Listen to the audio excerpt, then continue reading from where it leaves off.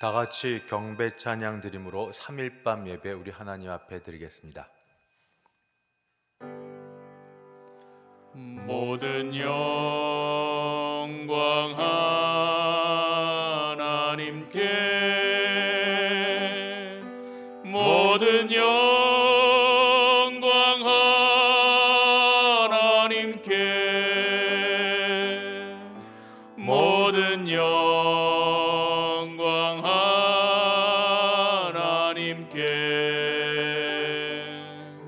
나는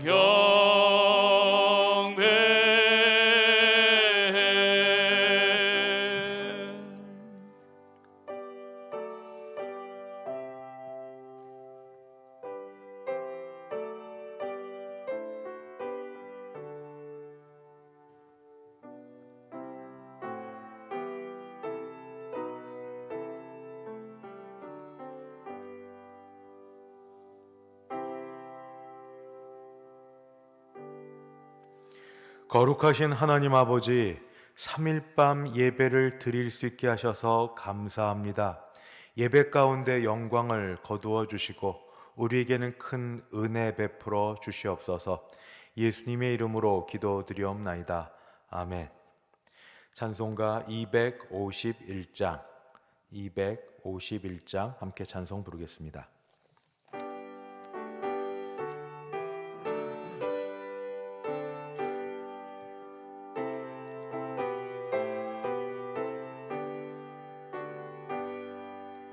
놀랍다 주님의 큰 은혜, 우리의 죄를 속하시려 갈보리 십자가 위에서 어린 양 보혈을 흘렸네. 주의 은혜 우리의 죄를 다 씻었네.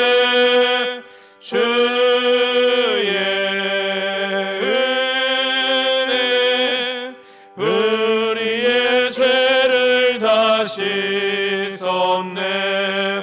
죄악은 성난 파도같이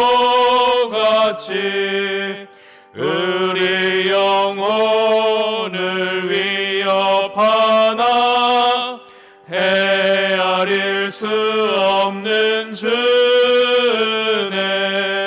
십자가에서 보이셨네.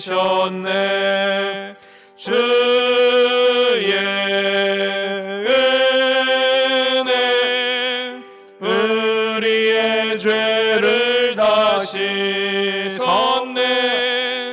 주의 은혜 우리의 죄를 다 씻었네. 죄악에 물든 영혼들을 주께서 피로 씻으시네. 지금도 흐르는 그 피에 눈보다 더 이게 씻으라. 주의 은혜 우리의 죄를 다 씻었네. 주의 은혜 우리의 죄를 다 씻었네. 비할 수 없는 그 은혜를 믿는 자에게 거저주네. 형제여 주 앞에 나와서 더 지체 말고 곧 받으라. 주의 은혜 우리의 죄를 다 씻었네. 주의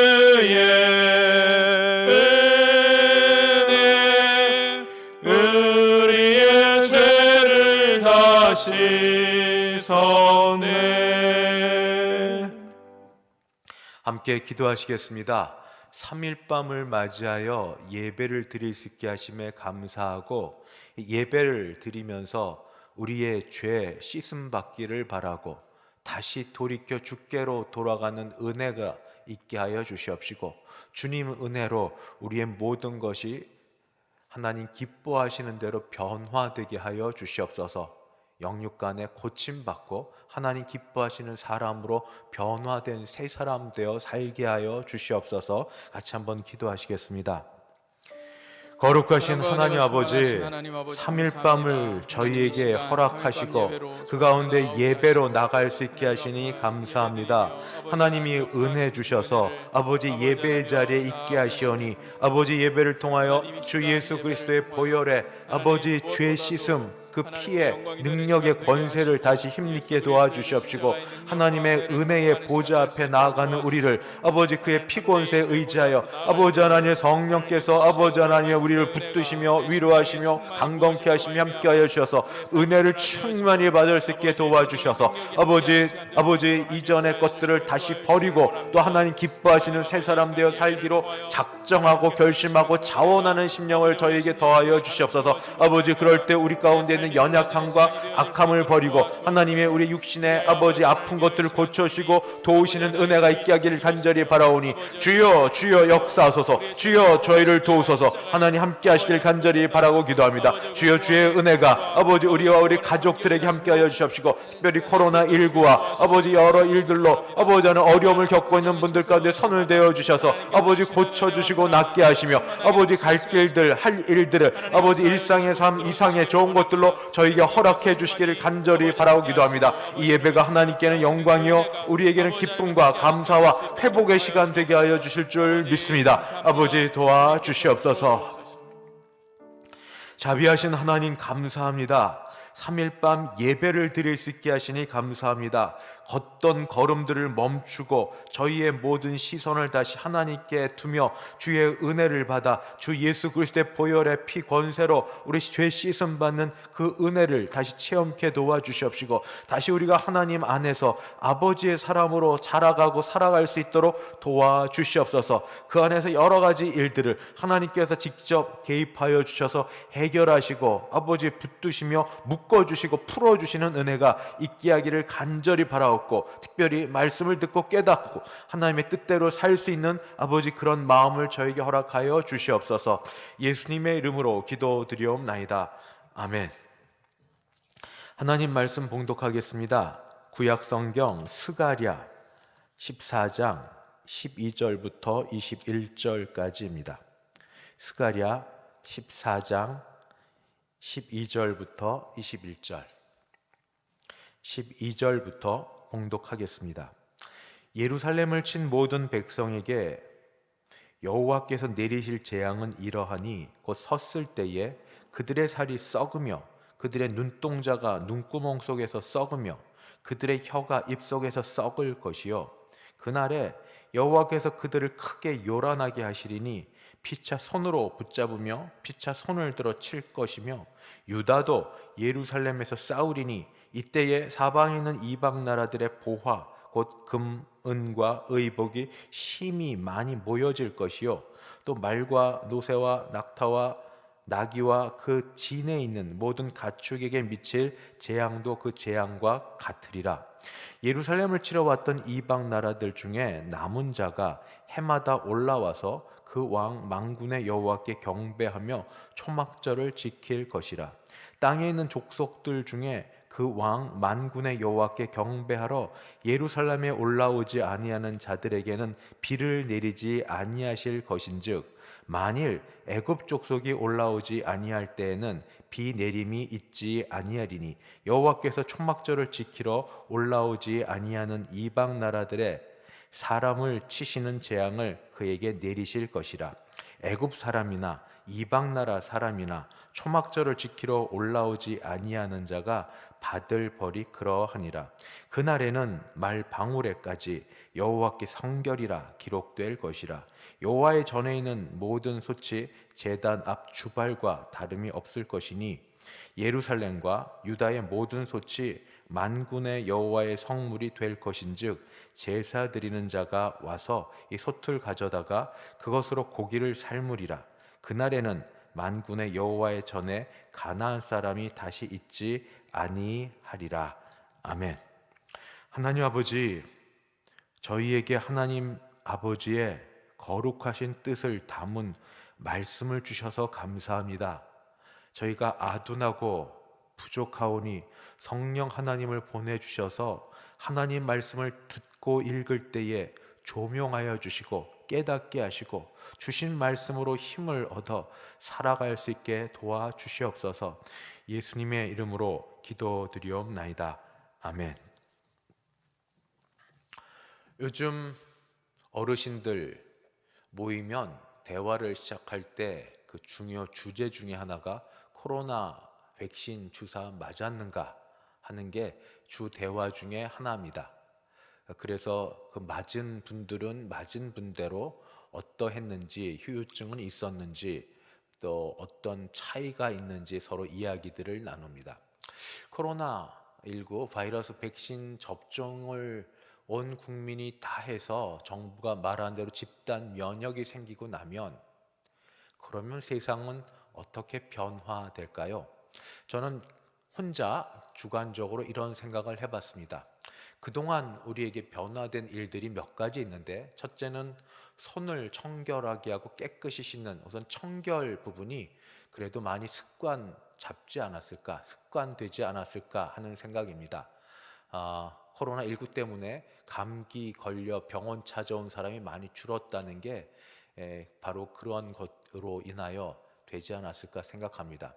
두 번째는 그 일과 또는 노동과 쉼 사이에 균형을 잡는 일들을 아마 하지 않을까 이렇게 생각이 듭니다. 지금까지는 죽도록 일해야 되는, 일하다가 현장에서 죽어도 그게 마땅하고 그런 것을 대단한 것으로 여겼던 시절이 있었다면, 코로나19를 통하여서 우리가 깨달은 건 아프면 쉬고 힘들면 멈추고 잠시 쉬었다 하는 게 필요하다 하는 것을 많이 배웠습니다. 그래서 일과 쉼 사이의 균형 잡는 일들을 하지 않을까 그렇게 생각이 듭니다.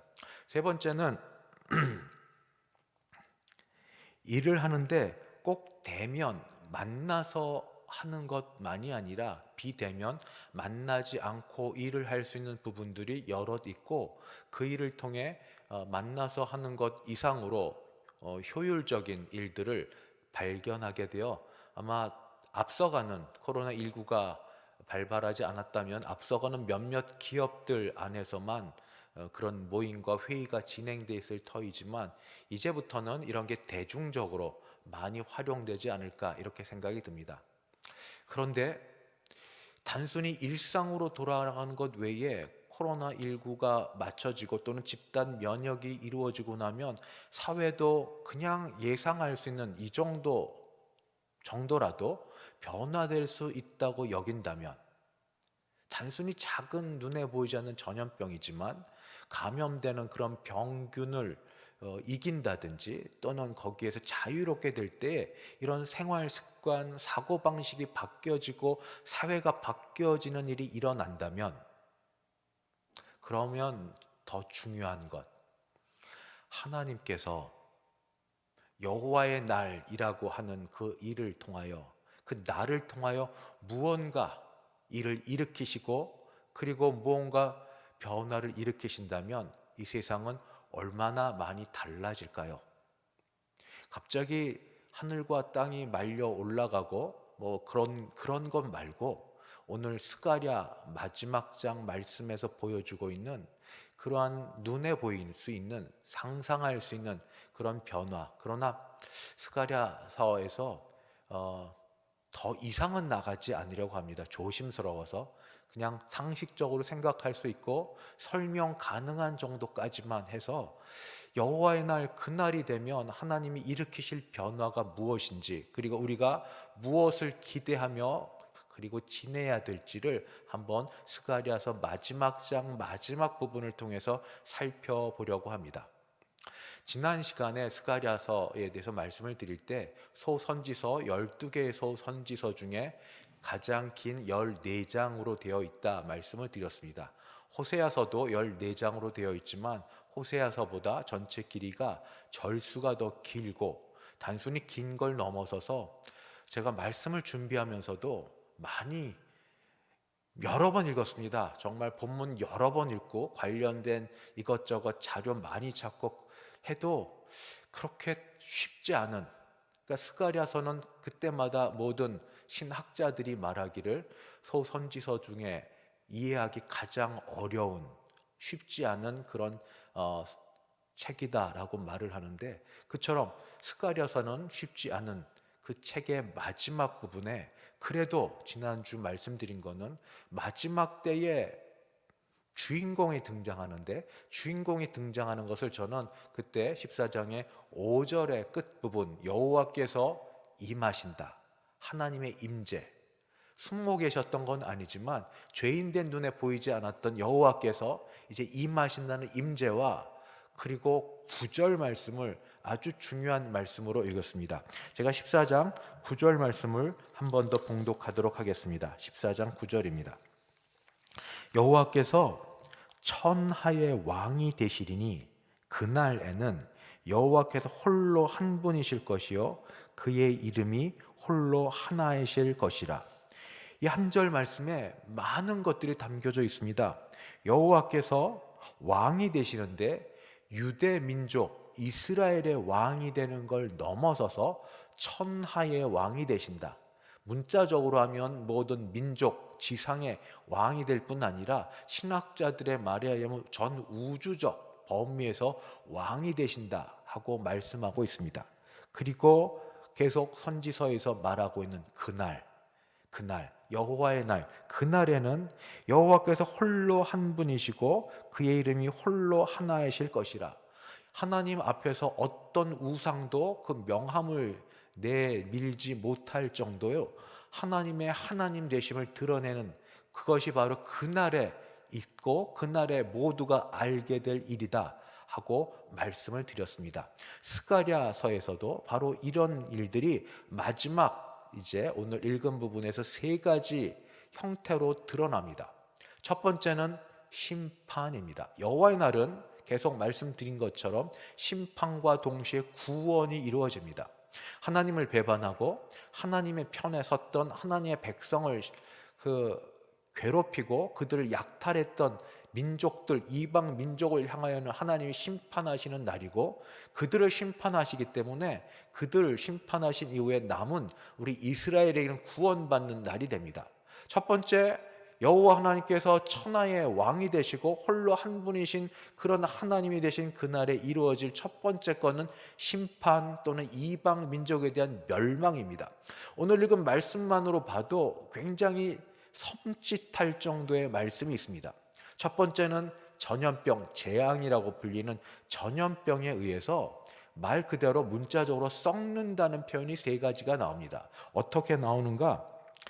12절 말씀에 살이 썩고 눈동자가 눈구멍에서 썩고 혀가 그 입에서 썩는다. 제가 12절을 다시 읽습니다. 하나님께서 어떻게 말씀하시는가? 예루살렘을 친 모든 백성 이방 민족에게 심판, 진노, 멸망을 하십니다. 여호와께서 내리실 재앙, 이 재앙을 전염병으로 표현하기도 합니다. 이러하니고 섰을 때에 그들의 살이 썩으며 그들의 눈동자가 눈구멍에서 썩으며 그들의 혀가 입속에서 썩을 것이요.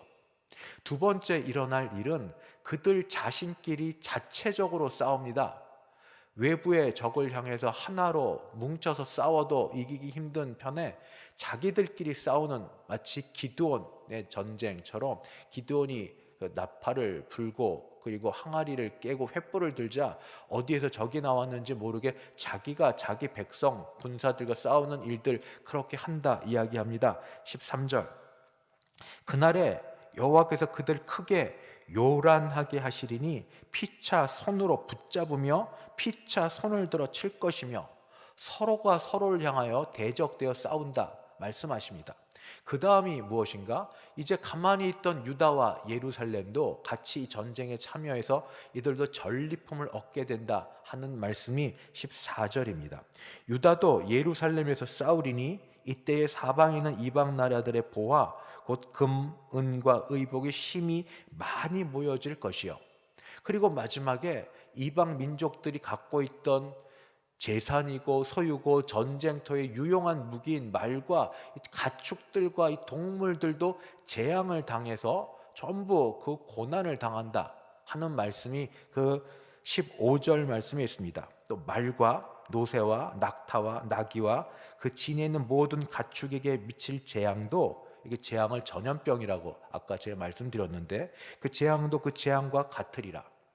여호와께서 그날에 천하에 홀로 한 분이신 하나님이 등장하시고 나타나시고 임하시면, 그때에는 하나님을 대적했던 민족들, 이방인들이 전부 심판을 당하게 돼서, 그 심판 당하는 가운데 전염병의 재앙, 오늘 문자적으로 하면 전염병의 재앙이 있고, 자체적으로 서로를 향하여 싸우고 서로를 향하여 서로 대적하는 그런 재앙이 있고, 그때 하나님의 백성들이 숨어 눌려 있다가 그들과 싸워서 생각도 못했던 전리품을 얻게 되고, 그들이 믿고 의지하고 자랑스럽게 내세웠던 가축물까지 전부 짓밟게 되는 그런 재앙이 그날 여호와의 날에 이루어진다 하는 것이 첫 번째입니다. 두 번째는 조금 어렵습니다만, 이해하기 어렵습니다만 내용은 그래도 그냥 하나가 됩니다.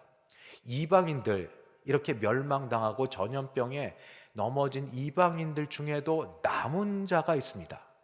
남은 자 사상은 모든 선지서에서 매우 중요한 겁니다. 소수, 남은 자는 소수입니다. 그러나 이방인들 중에도 남은 자가 있는데, 이들이 예배를 하러, 예배 절기를 지키는데 특별히 초막절을 지킨다 하는 말씀이 있습니다. 그것이 두 번째입니다. 이방인들 중에서도 남은 자가 예배를 드리며 그들이 초막절을 지킨다. 초막절은 이스라엘 백성이 출애굽한 다음에 광야에서 장막을 치면서 지켰던 겁니다. 이랬던 이들은 또 초막절은 그들이 앞으로 이루어질 추수감사와도 연결이 됩니다.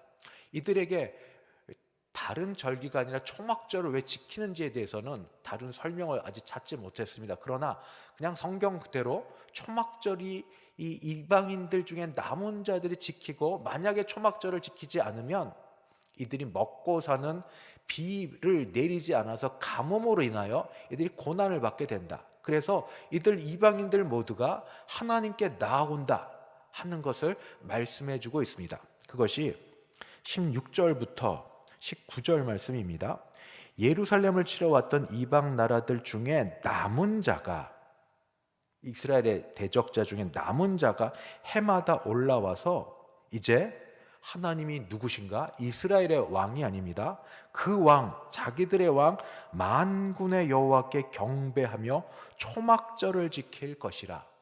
여호와 하나님이 천하의 왕이셔서 그 하나님 앞에 초막절을 지킨다. 땅에 있는 족속들 중에 그 왕, 땅에 있는 모든 족속의 왕, 만군의 여호와께 경배하러 예루살렘에 올라오지 아니하는 자들에게는 비를 내리지 아니하실 것인즉, 만일 애굽 족속이 올라오지 아니할 때에는 비 내림이 있지 아니하리니 여호와께서 초막절을 지키러 올라오지 아니하는 이방 나라들의 사람을 치시는 재앙을 그에게 내리실 것이라. 초막절을 지키지 않으면, 예배하러 올라오지 않으면 그 전염병과 같은 그 일들이 그에게 있고 비 없는 가뭄이 있겠다 말씀하십니다. 애굽 사람이나 이방 나라 사람이나 초막절을 지키러 올라오지 아니하는 자가 받을 벌이 그러하니라. 왜 초막절인지에 대해서는 조금 남겨두고, 그러나 하여튼 이스라엘의 3대 절기 중에 하나, 출애굽한 이후에 장막을 치면서 광야에서 지켰던 초막절을 하나님이 이 이방인들에게도 지키라고 명령하십니다. 안 지키면 오히려 벌이 있을 거라고 얘기하십니다. 그래서 이방인들 중에 남은 자도 하나님께 나와 초막절을 지킵니다. 절기를 지킨다는 건 제사를 드리고 예배를 드린다는 겁니다. 왜냐하면 그 하나님은 이스라엘의 하나님만이 아니라 만군의 하나님, 모든 인류 전체의 하나님이 되시기 때문입니다. 하나님께서 이방 민족을 멸하시면서 이방 민족도 다스리신 하나님을 알게 하시면서 이방에도 하나님이심을 그들이 알아. 남은 자들은 이스라엘의 하나님이 곧 우리의 하나님인 줄 알아 그들 초막절을 지키게 됩니다. 마지막은 그것이 점점 더 넓어집니다. 속칭 이야기하면 성과 속의 구별이 사라집니다. 성전의 개념이 없어집니다. 모든 사람이 대제사장과 같은 역할을 하는 그런 일들이 있게 됩니다. 성물이라고 여겨지는 성스러운 기구, 그릇들이 꼭 구별되어 어떤 것으로 쓰여지지 않고 일반적인 기구들이 다 성물처럼 사용이 됩니다. 그리고 사람들 중에서도 가장 비천히 여김을 받는, 오늘 말씀에는 가나안 사람이라고 합니다. 가나안 사람은 상업을 잘하는 사람이고 상업 술책이 있으면 거짓으로 속여서 추를 거짓으로 재고 해서 그렇게 이득을 얻었던 사람으로 가나안 사람이라고 불리는 건 별로 좋은 의미가 아닌데, 가나안 사람조차도 하나님을 섬기는 한 백성, 한 족속이 될 거다. 장소와 사람과 모든 것들이 구별이 철폐되고 모든 것 다 하나님께 섬기는 일로 될 거다 하는 말씀으로 이 스가랴서를 마치게 됩니다. 20절, 그날에는 말 방울에까지 여호와께 성결이라 기록될 것이라. 여호와께 성결은 아무 때나 쓰는 게 아닙니다. 대제사장의 흉패에다가 그렇게 쓰는 겁니다. 대제사장의 그 가슴에다 금패 새겨놓은 여호와께 성결이라고 써야 될 것을 말은 부정한 짐승으로 알려져 있습니다. 근데 부정한 짐승이 딸랑딸랑딸랑하고 다니는 말 방울에까지도 그렇게 짐승이고 그리고 구별되어 부정하다고 여겨지는 짐승이라 할지라도 여호와께 성결이라고 기록된 것이다 말씀하고 있습니다. 또 성물로 되어져는 여호와의 전에 있는 모든 솥이, 성전에 있는 모든 솥이 제단 앞에는 주발과 다름이 없을 것이니, 여호와의 전에 있는 솥은 제를 받던 그 불을 피우고 나서 그 번제를 드리는 불을 피우고 나서 제를 받던 솥인데, 그런 솥이 주발처럼 쓰여지는 어떤 성물의 구별이 사라지는 일들이 일어나게 될 것이다 하고 말합니다. 21절에 예루살렘과 유다의 모든 솥이 만군의 여호와의 성물이 될 것인즉, 일반 평민들이라 쓰는 모든 솥이 하나님께 드려지는 성물로서 이렇게 변화되어 사용되게 될 거다. 제사 드리는 자가 와서 이 솥을 가져다가 그것으로 고기를 삶으리라. 구별되고 분리되고 성별되었던 그런 그릇이 아니라 모두가 쓰는 이 솥을 가지고 이 하나님께 제사를 드리는데 사용할 수 있게 된다 하고 말씀합니다. 또 마지막, 그날에는 만군의 여호와의 전에 가나안 사람이 다시 있지 아니하리라. 가나안 사람은 아까 말씀드렸던 것처럼 거짓 이야기하는 그런 사람들인데, 이런 사람들을 제하고 나서, 이런 것들을 제하고 나서 모든 사람들은 다 여호와 하나님 앞에 나오게 된다는, 이방인 구별을 하지 않는 하나님의 이런 말씀이 선포됩니다. 마지막 때 그날 그 때가 되면은 사람과 장소의 구별이 되지 않고 모두가 다 성결하고 성별되며 구별된 것으로 나온다 하는 것으로 스가랴서 14장 마지막 부분을 마치게 됩니다. 오늘 말씀을 같이 돌아봅니다. 하나님께서는 솔로몬이 기도했던 것처럼 한 곳에 머물러 계신 분이 아니시고 어디에나 계시는 하나님으로, 한 민족, 한 유대 민족만의 하나님이 아니시고 전 세상, 전 민족의 하나님이십니다. 그래서 그 하나님이 유대인이 아닌 우리 한국인에게도 하나님이 되시고 나의 아버지가 되어 주십니다. 그날이 되면 고통과 죄악의 신흥 가운데 있던 사람들에게 고통의 모든 원인들, 근거들을 전부 심판하시고 멸망시키시고 우리에게는 상급으로, 우리는 구원으로 인도해 주실 것입니다. 그날이 되면 모든 이방 민족들이, 우리도 이방인이죠, 여호와를 향하여 여호와께서 정하신 절기를 지키러 기쁨으로 올라가서 예배하는 것이 가장 큰 기쁨과 즐거움이 될 것입니다. 그렇지 아니하면 그 앞에 설 자가 없게 됩니다. 그날이 되면 특별히 사람과 사람 사이에 구별이라고 분리라고 해놨던 모든 것들이 사라지고 그릇과 사람과 모든 것이 다 하나님 앞에 성별된 것으로 드려지게 될 것입니다. 죄와 악이 속하여진 바로 그때, 코로나19 모두 예방 접종이 끝나서 집단 면역이 이루어지고 나면 생활, 습관, 사회가 변화될 것을 기대하는 것처럼 하나님의 날, 그날이 오게 되면 이제 그날은 산을 중첩을 거쳐서 주 예수님이 오실 그날인데, 적어도 스가랴서에서 말씀하는 그때는 하나님이 원수를 갚아주시고 하나님이 모든 사람들을 불러 모으사 하나님을 예배하게 하시고, 그리고 그날에는 같이 어울러서 하나님을 기쁘시게 하는 그날이 될 줄 믿습니다.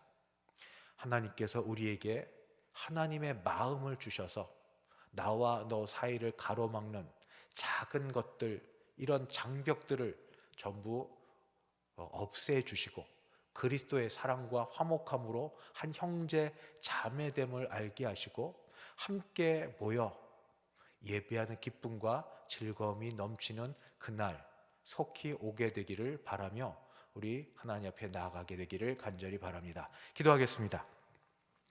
하나님 아버지, 은혜를 감사합니다. 그날이 오면 생각도 못할 일이 이루어지는 가운데 우리를 얽어맸던 죄악과 죄악의 근원들을 주께서 심판하여 주셔서 우리를 자유하게 하시고 우리를 풀어주시고 우리에게 전리품으로 좋은 것들을 주시는 그날이 올 줄 믿습니다. 그날이 되면 이방인의 남은 자 속에 우리가 같이 들어가 아버지, 남은 자 속에 하나님을 때를 따라 절기를 찾아 예배하며 기뻐하는 그날로 우리들을 불러주실 줄 믿습니다.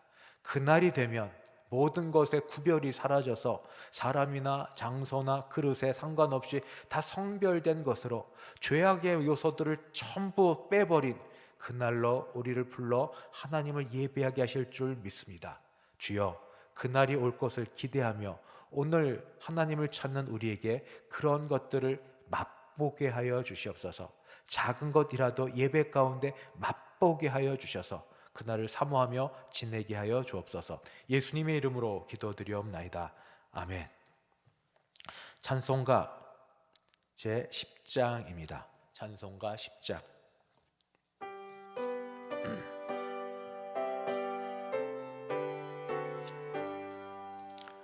전능왕 오셔서 주 이름 찬송케 하옵소서. 영광과 권능의 성부여 오셔서 우리를 다스려 주옵소서. 강생한 성자여 오셔서 기도를 들으소서. 택하신 백성들 복 내려 주시고 거룩한 마음을 주옵소서. 위로의 주 성령 오셔서 큰 증거 주옵소서. 전능한 주시여 각 사람 마음에서 떠나지 마시고 계십소서. 성삼위일체께 한없는 찬송을 드립니다. 존귀한 주님을 영광 중배웠고 영원히 모시게 하옵소서. 아멘.